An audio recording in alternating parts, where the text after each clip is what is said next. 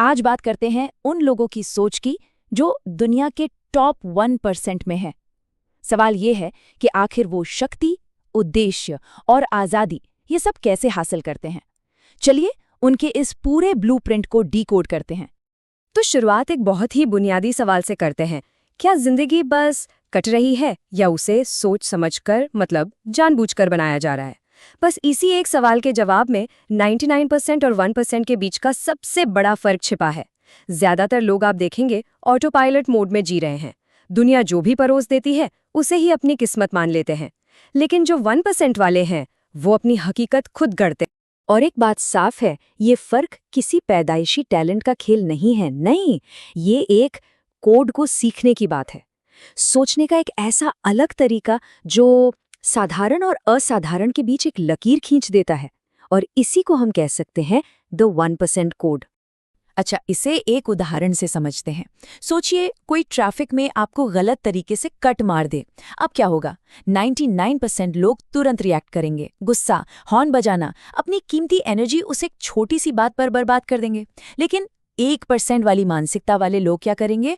वो बस एक गहरी सांस लेंगे, जाने देंगे और आगे बढ़ जाएंगे। क्यों?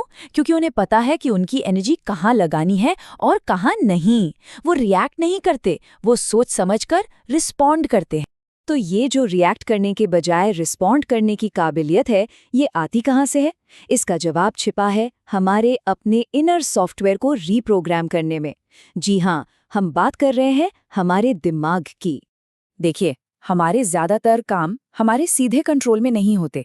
वो हमारा सबकॉन्शियस माइंड यानी अवचेतन मन चलाता है। लेकिन अच्छी बात पता है क्या है? कि कोई भी अपने मन के इस बगीचे का माली बन सकता है। मतलब बेकार के विचारों के खरपतवार को उखाड़ फेंको और मजबूत इरादों के नए बीज बो दो। तो सवाल ये है कि ये रीप्रोग्रामिंग होगी कैसे? इसके लिए 3 बहुत पावरफुल टूल्स हैं। पहला, रेपिटिशन यानी दोहराव, उन पॉजिटिव विचारों को बार बार दोहराना जिन्हें मजबूत करना है।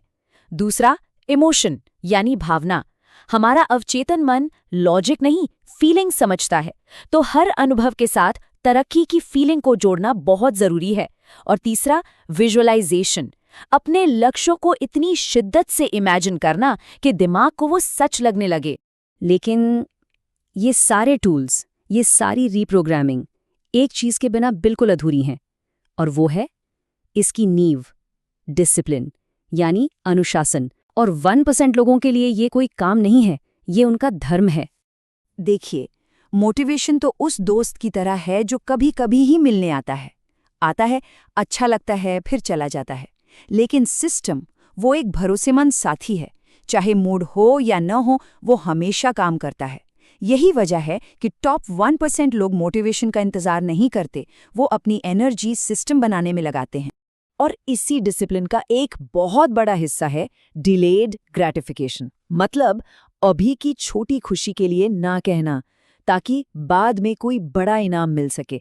ये बस शॉर्ट टर्म आराम और लॉन्ग टर्म सफलता के बीच का एक सीधा सा चुनाव है। और हाँ, ये कोई हवाई बात नहीं है, इसके पीछे पक्की साइंस है। मशहूर स्टैनफोर्ड मार्शमेलो एक्सपेरिमेंट के बारे में तो सुना ही होगा। जिन बच्चों ने उस एक मार्शमेलो के लिए सब्र किया, वो असल में जिंदगी के बड़े बड़े मार्शमेलो यानी बड़े लक्ष्यों के लिए खुद को तैयार कर रहे थे। और कमाल की बात यह है कि आगे चलकर वो ज्यादा कामयाब भी हुए। ठीक है, तो अब एक रीप्रोग्राम्ड किया हुआ दिमाग है और उसे चलाने के लिए डिसिप्लिन भी। पर अब क्या? ये सारी ताकत बिना क्लैरिटी के, मतलब बिना एक साफ दिशा के, बिल्कुल बेकार है। ये तो ऐसी बात हुई कि फरारी है पर पता नहीं जाना कहाँ है। और क्लैरिटी आती है कुछ मुश्किल सवाल पूछने से। ऐसे सवाल जिनसे अक्सर लोग भागते हैं, जैसे कि जो मैं चाहता हूं, क्या वो सच में मैं चाहता हूं या ये समाज का प्रेशर है?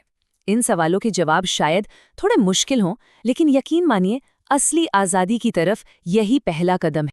और अपनी मंजिल को साफ देखने के लिए पहले उस धुंध को हटाना होगा जो चारों तरफ है। ये धुंध क्या है?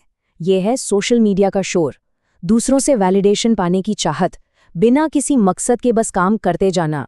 ये सब क्लैरिटी के सबसे बड़े दुश्मन हैं। इसे कहते हैं रूथलेस क्लैरिटी, मतलब इतनी जबरदस्त क्लैरिटी कि जब भी कोई फैसला लेना हो तो 1 सेकंड भी ना लगे। तुरंत पता चल जाता है कि ये चीज मंजिल के करीब ले जाएगी या भटकाएगी। कोई कंफ्यूजन नहीं, कोई बहाने नहीं, सिर्फ एक्शन। और जब ये तीनों चीजें एक साथ आ जाती हैं, रीप्रोग्राम्ड माइंड, डिसिप्लिन और रूथलेस क्लैरिटी, तब मिलता है असली इनाम, और वो है अपनी भीतरी दुनिया पर मास्टरी, पूरी तरह से जीत। और ये मास्टरी हासिल होती है मेंटल आइसोलेशन से। अब इसका मतलब दुनिया से कटकर सन्यासी बनना नहीं है, नहीं। इसका मतलब है अपने अंदर इतना सेंटर्ड हो जाना कि बाहर का शोर परेशान ही ना कर पाए।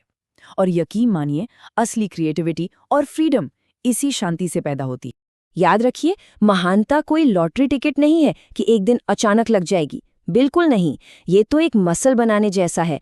हर दिन थोड़ा थोड़ा लगातार मेहनत करनी पड़ती है। ये एक प्रोसेस है, कोई एक दिन का इवेंट नहीं। और इस प्रोसेस की ताकत को जरा इन नंबरों से समझिए। अगर कोई हर रोज सिर्फ 1% बेहतर होता है, सिर्फ 1%, तो साल के आखिर में वो 37 गुना बेहतर हो जाता है। 37 गुना! ये है छोटे लगातार कदमों की हैरान कर देने वाली ताकत। तो आखिर में पूरी बात एक ही सवाल पर आकर रुकती है। अपनी जिंदगी की कहानी का आर्किटेक्ट खुद बनना है या ऑटो पायलट पर ही चलते रहना है? ड्राइविंग सीट पर बैठना है या पैसेंजर बने रहना है? चॉइस हमेशा